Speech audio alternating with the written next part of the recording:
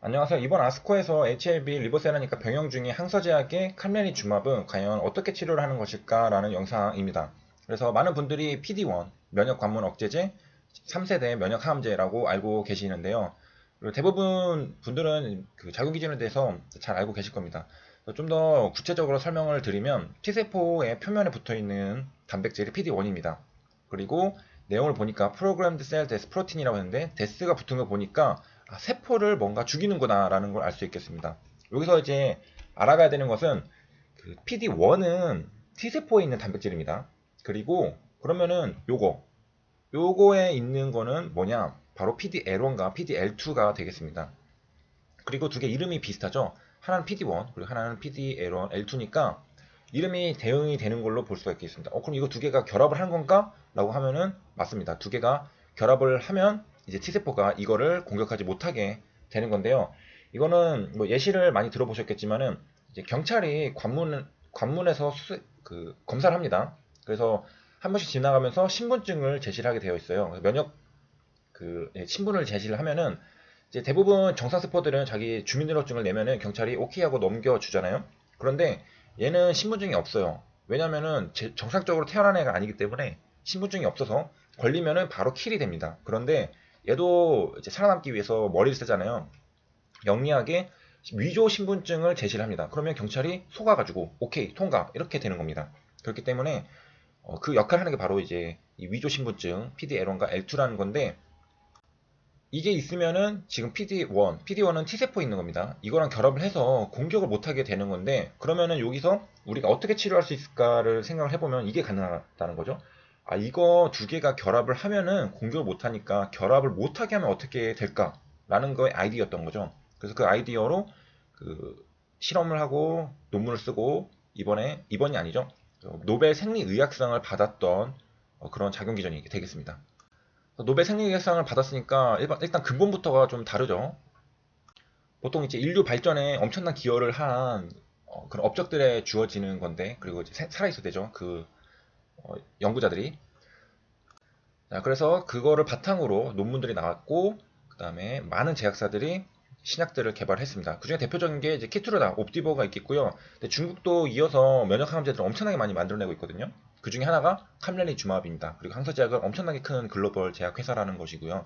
대략 시가총액이 60조 원인가요? 그래서 아무튼 이제 면역항암제는 이 T세포의 PD-1 수용체에 달라붙어 이거의 회피 기능을 억제하게 됩니다. 그래서 우리가 보통 이제 면역항암제 보면 PD-1, 뭐 PD-1이라는 말을 많이 듣는데, 바로 이 PD-1 리셉터 수용체에 달라붙기 때문에 그렇게 많이 쓰이는 겁니다. 자, 그래서 이걸 이제 한국말로 번역한 걸 보니까 세포 예정사 단백질이라고 부른다 합니다. 셀데스. 그래서 이게 T세포에서 발견되는 단백질입니다. 이 PD-1은 요거에서 발견되는 게 아닙니다. 여기서 발견되는 건 여기 뒤에 있는 PD-L1이랑 PD-L2가 되겠고요. PD-1은 T세포에 있는 거고요. 그래서 이제 결합되면은 이제 죽일 수 없게 되고, 그래서 면역 관문 억제제라고 부르게 되고요. 그래서 이 PD-1을 차단하면은 이 T세포의 살상 능력이 높아진다라고 생각을 하시면 되겠습니다. 그래서 이 죽이는 능력이 봉쇄가 됐던 거를 다시 풀어주게 되는, 그래서 정상적으로 활동을 해가지고 죽일 수 있게 그렇게 만들어주는 거고요. 그리고 이제 PD-1은 보면은 이제 T세포, B세포, 그리고 대식세포를 포함하는 골수세포에서 발현을 하게 됩니다. 그래서 그림을 보면은 조금 더 이해가 쉬우실 텐데요. 여기 이게 있고요. 여기 T셀이 있습니다. 그리고 이제 아까 말씀드렸듯이 PD-1은 T셀에 있는 거고 PD-L1은 요거에 있는 겁니다. 그 다음에 여기 좀 MHC가 있고 여기 TCR이 있죠. 여기서 보면은 이제 두 개가 있어요. 일단 이거는 우리가 뭔지 알았어요. 이게 지금 이렇게 결합돼 있으면은 얘가 공격을 못하는구나 라는 것은 이제 우리가 알고 있죠. 그런데 이 위에 건 뭐냐? 이 위에 게 바로 이제 신분증 검사하는 거라고 생각하시면 되겠습니다. 그래서 T셀이라는 게 지금 계속 뭐 우리 몸을 이제 돌아다니면서 세포들을 검사를 합니다. 얘가 정상인가? 얘가 우리 국민인가? 시민인가? 아니면은 적군인가? 간첩인가? 그런 것들을 얘가 계속 검사를 합니다. 돌아다니면서 하는데 이 빨간색 그 점이 있잖아요. 이게 신분증입니다. 이거를 보면서 얘가 이제 확인을 하는 거예요. 제 예전 영상 보시면은 이거 MHC랑 이 항원, 이건 단백질 항원이거든요. 여기서 만들어내는 항원인데 이거를 핫도그에 비유를 한 적이 있습니다. 이 핫도그 빵이고요, MHC가. 그 다음에 이 항원이 이제 소세지죠. 이렇게 올려놓으면은 이제 T셀이 가서 계속 검사를 하는. 그래서 가만히 보면 둘이 손같이 생겼죠. 그러니까 얘가 손으로 이거를 얘한테 건네주고 얘도 손으로 받는 겁니다. 그리고 이거는 이제 T셀 리셉터라고 부르고요, TCR은. 그래서 여기서 이제 요약을 한번 해드리도록 하겠습니다. 자, 그러면 이제 T셀이 계속해서 돌아다니면서 이 단백질 항원을 검사를 합니다. 근데 얘가 딱 제시를 했는데 이게 정상적인 애가 아니니까 이 항원 이거 제시한 게 당연히 좀 문제가 있겠죠. 딱 보자마자 얘가 아니 하면서 이제 그 뭐죠? 칼을 딱 빼들려고 하는데 얘가 갑자기 악수를 하는 겁니다. 그래서 우리 친구잖아 하면서 딱 악수를 해버리니까 얘가 갑자기 그 손을 못 풀고 이 칼을 빼야 되는데 그 손을 잡혀버렸어요, 서로. 그래가지고 그 갑자기 얘가 조용해지면서 T셀이 고분고분해지면서 다시 돌아가게 되는 겁니다. 그러니까 얘가 좀 그 악랄한 애죠. 좀 영리하고. 그러니까 딱 문제가 있다는 걸 얘가 발견하면서 칼 뽑으려고 하니까 갑자기 악수를 해버리면서 얘를 묶어버린 거죠. 손을 묶어버리게 된 겁니다. 그래가지고 얘는 도망가고 얘는 다시 번식을 하고. 그래서 알면서도 잡지를 못하는 그런 상황이 발생하게 되는 건데요. 그래서 이거는 외부에서 도와줘야 됩니다. 그래서 외부에서 이걸 도와주는 약을 넣어주면은 이렇게 이걸 막아주는 겁니다. 얘가 결합을 해버려가지고, 그러니까 사실은 이 둘이 먼저 결합을 해야 되는데 그 전에 사전에 다른 놈들이랑 이 약이 결합을 해버리는 겁니다. 안티-PD 이거, 안티-PD 이거. 그래서 이거는 요거랑 결합하고 여기 위에 거는 이거랑 결합을 하는 거죠. 그래서 작용 기전이 살짝 다르다고 볼 수 있겠죠. 뭐랑 결합하느냐? PD는 PD인데 L1이랑 결합을 하느냐, 아니면 PD1이랑 결합을 하느냐에 따라서 어쨌든 이걸 막아주는 겁니다. 이걸 막아주게 되면은 이제 이 녀석 문제가 생겼다라는 것을 인지하는 순간 이제 바로 칼 빼들여서 쳐버리는 거죠.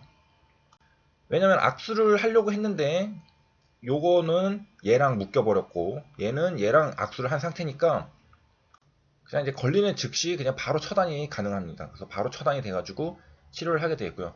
이게 딱 들어보면은 효과가 있겠죠. 딱 봐도 효과가 있을 것 같아 보이는데 실제로 효과가 있습니다. 그래서 지금 티트로다 옵티보, 캄레니 주마비 신약 개발이 돼가지고 시판이 되고 있고요. 그 다음에 적응증 확대도 하고 있고. 그래서 이제 어느 정도 이해가 되셨을 거라고 생각을 하고요.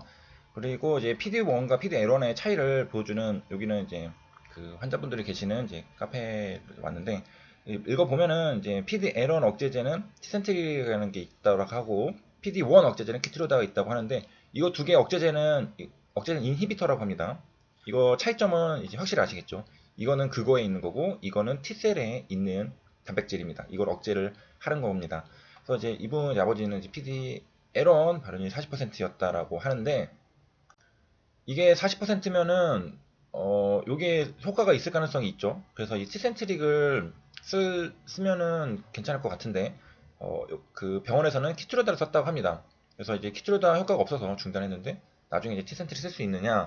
일단은 키트로다를 썼으니까 1차 치료로 키트로다를 하고 그다음에 2차로 이제 티센트릭을 쓸 수 있느냐라고 될 수가 있는 건데 이분도 이제 의문이 들었던 거죠. 이게 40%면은 이 티센트릭이 더 낫지 않느냐라고 한 건데 의사가 키트로다를 쓰는 겁니다. 저도 이게 이유는 궁금한데 그래서 한번 댓글을 보면은 그래서 뭐 사실은 이제 그게 그거라서 주목 처방을 잘 안 한다라고 하는데 보니까 병용이 그 키트로다가 가능하기 때문에 키트로다는 지금 병용이 하는 데가 되게 많거든요. 그래서 그렇기 때문에 썼다고 하네요. 그래서 만약에 뭐 티센트 이거 썼으면은 이제 단독으로 썼을 텐데 키트로다는 변용으로 쓸 수 있기 때문에 이렇게 했다라고 보이고요. 뭐 또 다른 분 이제 질문을 보니까 이제 1차로 가능한 거는 키트로다 뿐이라고 하네요. 임상이 지금 진행이 된 게 키트로다밖에 없나 봅니다. 그래서 그 다음으로 넘어가는 티센트리가 이제 뭐 2차라던가 3차로 쓸 수 있는 그런 걸로 보이고요.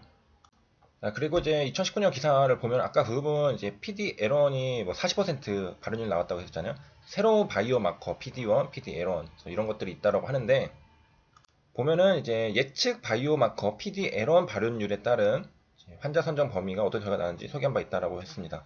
이 발현율에 따라서 되는 거죠. 그래서 옵티보가 보니까 이 발현율이 5% 이상의 환자로 이제 규정을 했다는 겁니다. 옵티보 예전에 제 영상 보시면 아시겠지만은 그 더 확장이 됐던 거죠. 이게 5% 이상이면은 이제는 옛날에 말 50%였다면은 50% 넘어야지 좀 효과가 있을 거라고 생각이 됐는데 이제는 5%만 넘어도 되니까 더 강력해졌다라고 볼 수 있는 거죠. 반면에 이제 그 PDL1 이제 50% 이상인 거는 이제 키트루다. 우선 PDL1이 50% 이상이라면 아까 40%였으니까 뭐 거의 뭐 부합하다고 볼 수가 있겠죠. 거의 비슷하게. 보니까 뭐 사망위험은 50% 감소, 그 40% 줄어들었다. 임상에서 이미 효과가 있는 거가 검증이 된 거였네요. 한 50% 정도 발현이 됐다고 하면은요. 아무튼 이렇게 해서 바이오마커 역할도 한다. 시청해주셔서 감사합니다.